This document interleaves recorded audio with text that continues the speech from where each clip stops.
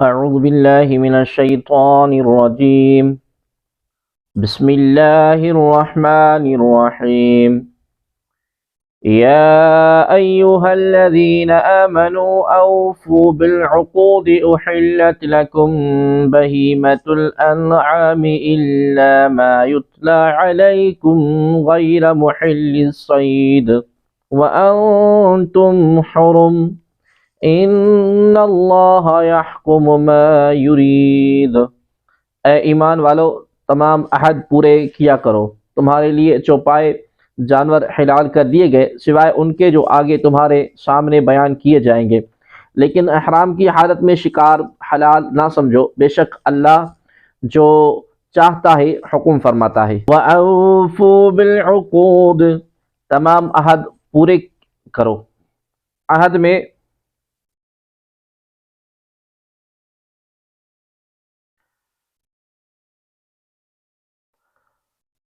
عقود کا معنی عہد ہے، انہیں پورا کرنے کا حکم دیا گیا ہے۔ اس سے مراد کون سے عہد ہیں، اس بارے میں مفسرین کے چند اقوال ہیں۔ امام ابن جریج رحمۃ اللہ تعالی نے فرمایا کہ یہاں اہل کتاب کو خطاب فرمایا گیا کہ یہ اہل کتاب کے مومنوں، اہل کتاب کے مومنوں، گزشتہ کتابوں میں سید المرسلین صلی اللہ علیہ وآلہ وسلم پر ایمان لانے اور آپ کریم صلی اللہ تبارک و تعالی علیہ وآلہ وسلم کی اطاعت کرنے کے متعلق جو تم سے عہد لیے ہیں وہ پورے کرو۔ بعض مفسرین کا قول ہے کہ اس آیت میں خطاب مومنین کو ہے، انہیں اپنے عہد پورا کرنے کا حکم دیا گیا ہے۔ حضرت عبداللہ بن عباس رضی اللہ تعالی عنہما نے فرمایا کہ ان عقود یعنی عہدوں سے مراد ایمان اور وہ عہد ہیں جو حرام و حلال کے متعلق قرآن پاک میں دیے گئے ہیں۔ بعض مفسرین کا قول ہے کہ اس میں مومنین کے باہمی معاہدے مراد ہیں۔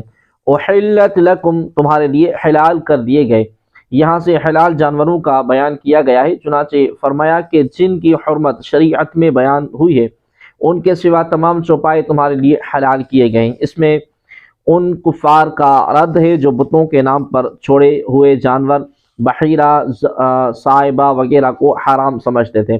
اس سے معلوم ہوا کہ حرام صرف وہ ہے جسے اللہ تبارک و تعالی اور اس کے رسول کریم صلی اللہ علیہ وسلم حرام فرما دے۔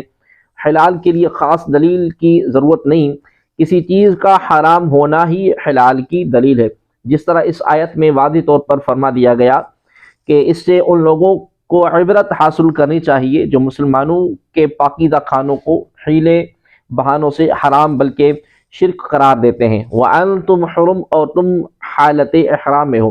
احرام کی حالت میں خشکی کا شکار کرنا حرام ہے جبکہ دریائی شکار جائز ہے۔ خیال رہے محرم یعنی احرام والے کا شکار کیا ہوا نہ محرم کو حلال ہے نہ غیر کو۔ احرام خواہ حج کا ہو یا عمرے کا۔ اس صورت کے آخر میں بھی محرم کے شکار کے مسائل کا بیان آئے گا۔ یا ایہا الذین آمنوا لا تحلوا شعائر اللہ ولا الشہر الحرام ولا الہدی ولا القلائد ولا آمین البیت الحرام یبتغون فضلا من ربهم ورضوانا وَإِذَا حَلَلْتُمْ فَاسْتَادُوا وَلَا يَجْرِمَنَّكُمْ شَنَآنُ قَوْمٍ أَن صَدُّوكُمْ عَنِ الْمَسْجِدِ الْحَرَامِ أَن تَعْتَدُوا وَتَعَاوَنُوا عَلَى الْبِرِّ وَالتَّقْوَى وَلَا تَعَاوَنُوا عَلَى الْإِثْمِ وَالْعُدْوَانِ وَاتَّقُوا اللَّهَ إِنَّ اللَّهَ شَدِيدُ الْعِقَابِ۔ اے ایمان والو، اللہ کی نشانیاں حلال نہ ٹھہرا لو، اور نہ ادب والے مہینے اور نہ حرم کو بھیجی گئی قربانیاں اور نہ حرم میں لائے جانے والے وہ جانور جن کے گلے میں علامتی پٹے ہوں، اور نہ ادب والے گھر کا قصد کر کے آنے والوں کے مال عزت کو جو اپنے رب کا فضل اور اس کی تلاش کرتے ہیں۔ اور جب احرام سے باہر جاؤ تو شکار کر سکتے ہو، اور تمہیں کسی قوم کی دشمنی اس وجہ سے زیادتی کرنے پر نہ ابھارے کہ انہوں نے تمہیں مسجد حرام سے روکا تھا، اور نیکی اور پرہیزگاری پر ایک دوسرے کی مدد کرو اور گناہ گناہ زیادتی پر گناہ اور زیادتی پر باہم مدد نہ کرو اور اللہ سے ڈرتے رہو، بے شک اللہ شدید عذاب دینے والا ہے۔ لا تحلوا شعائر اللہ، اللہ کی نشانیاں حلال نہ ٹھہرا لو۔ اس آیت میں دین کی نشانیوں کی قدر کرنے کا حکم فرمایا ہے، اور معنی یہ ہے کہ جو چیز اللہ تبارک و تعالی نے فرض کی اور جو منع فرمائی سب کی حرمت کا لحاظ رکھو، نیز جو چیزیں اللہ تبارک و تعالی کی نشانیاں قرار پا جائیں ان کا احترام کرنا بہت ضروری ہے، لہذا دینی عظمت والی چیزوں کا احترام کیا جائے گا۔ اللہ تبارک و تعالی ارشاد فرماتا ہے وَمَن يُعَظِّمْ شَعَائِرَ اللَّهِ فَإِنَّهَا مِن تَقْوَى الْقُلُوبِ، اور جو اللہ کی نشانیوں کی تعظیم کرے تو یہ دلوں کا تقوی ہے۔ اس شعائر اللہ یعنی اللہ تبارک و تعالیٰ کی نشانیوں میں خانہ کعبہ، قرآن پاک، مساجد، اذان، بزرگوں کے مزارات وغیرہ سب ہی داخل ہیں۔ جس چیز کو اللہ تبارک و تعالیٰ کے مقبول بندوں سے نسبت ہو جائے وہ بھی شعائر اللہ بن جاتی ہیں، جیسے حضرت سیدہ حاجرہ رضی اللہ تعالی عنہ کے قدم صفا مروہ کی پہاڑیوں پر پڑے تو وہ پہاڑ شعائر اللہ بن گئے، اور اللہ تبارک و تعالی ارشاد فرماتا ہے ان الصفا والمروۃ من شعائر اللہ، بے شک صفا اور مروہ اللہ کی نشانیوں سے ہیں۔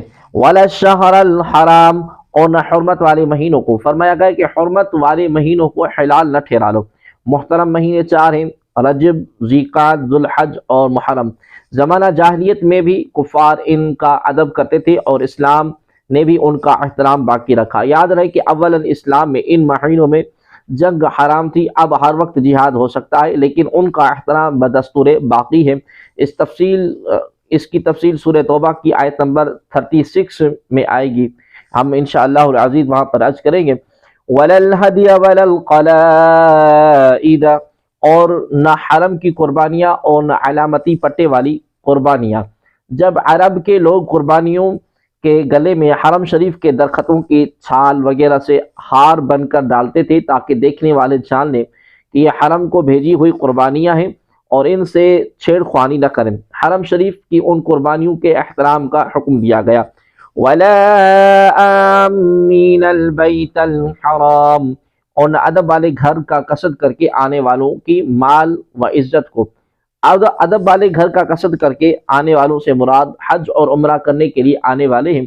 آیت کا شان نزول یہ ہے کہ شریح بن ہند ایک مشہور بدبخت تھا، وہ مدینہ طیبہ میں آیا، سرکار عالی وقار صلی اللہ علیہ وسلم کی خدمت میں حاضر ہو کر عرض کرنے لگا کہ آپ کریم صلی اللہ علیہ وسلم مخلوق خدا کو کیا دعوت دیتے ہیں؟ تاجدار رسالت صلی اللہ علیہ وسلم نے ارشاد فرمایا اپنے رب پر ایمان لانے اور اپنی رسالت کی تصدیق کرنے اور نماز قائم رکھنے اور زکوٰۃ دینے کی دعوت دیتا ہوں۔ وہ کہنے لگا کہ بہت اچھی دعوت ہے، میں اپنے سرداروں سے رائے لے لوں تو میں بھی اسلام لاؤں گا اور انہیں بھی لاؤں گا۔ یہ کہہ کر چلا گیا۔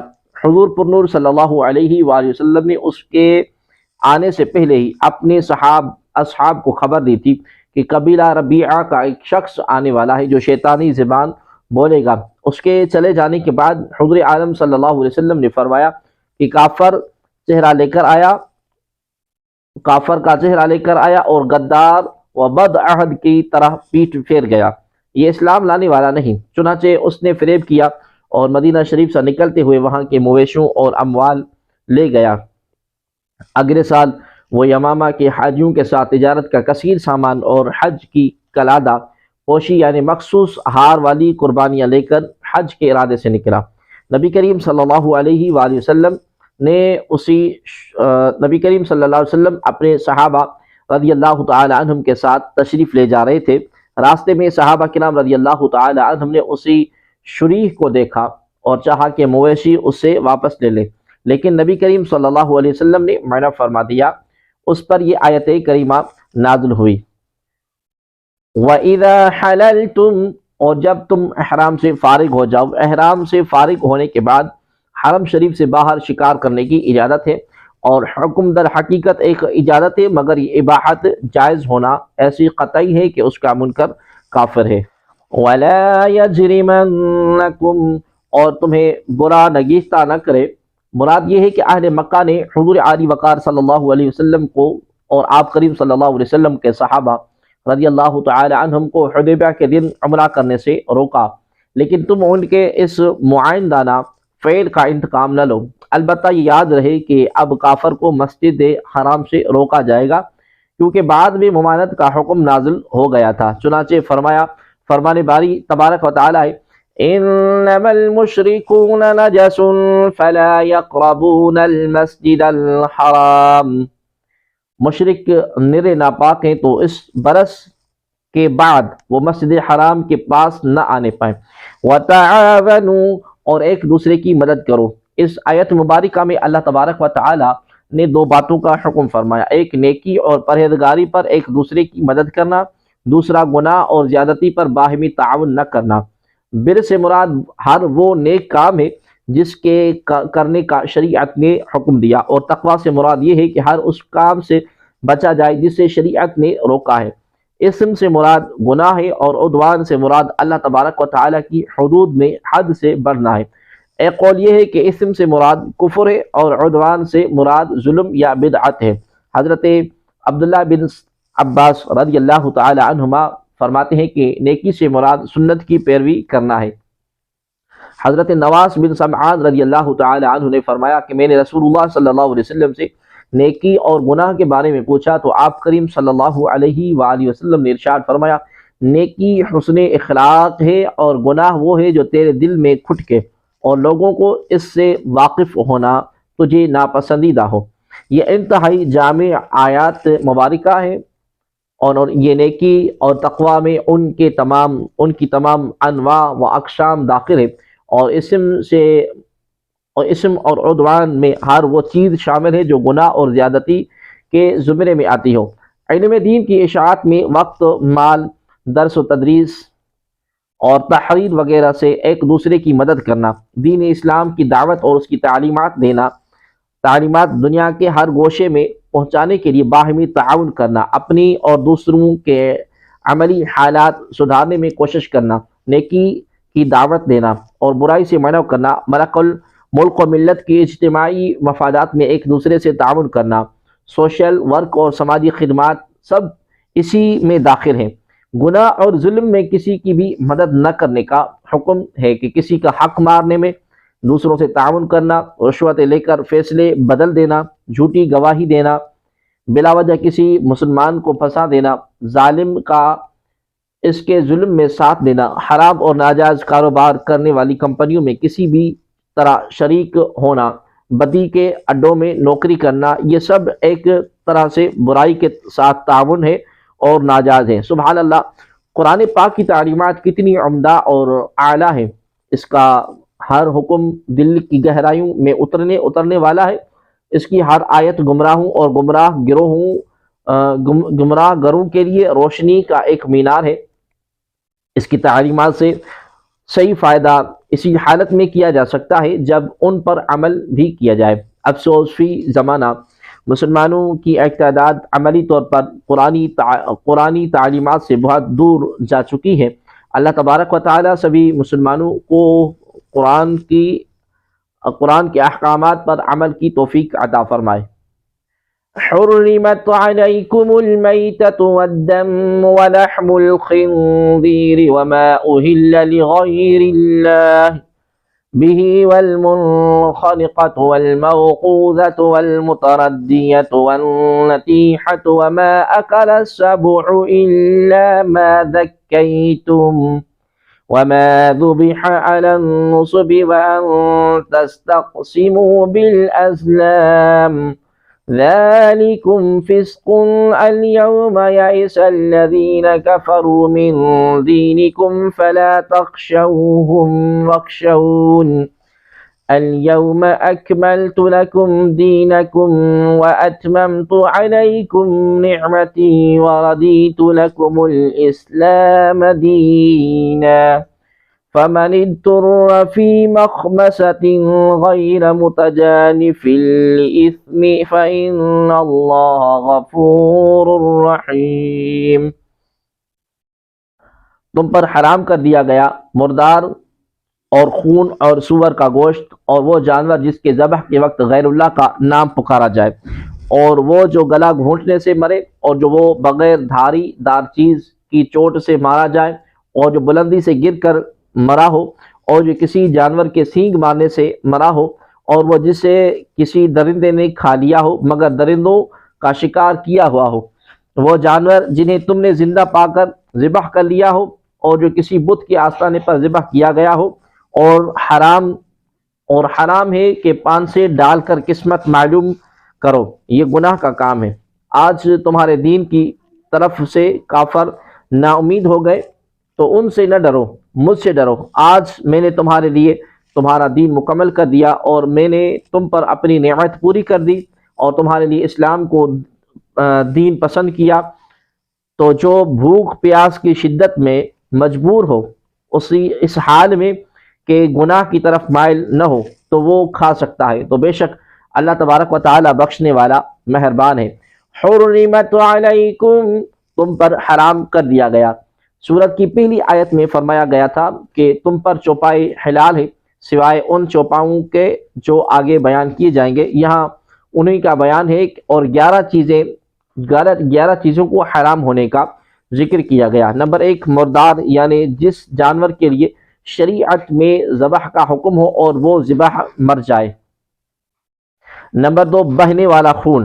نمبر 3، سور کا گوشت اور اس کے تمام اجزاء۔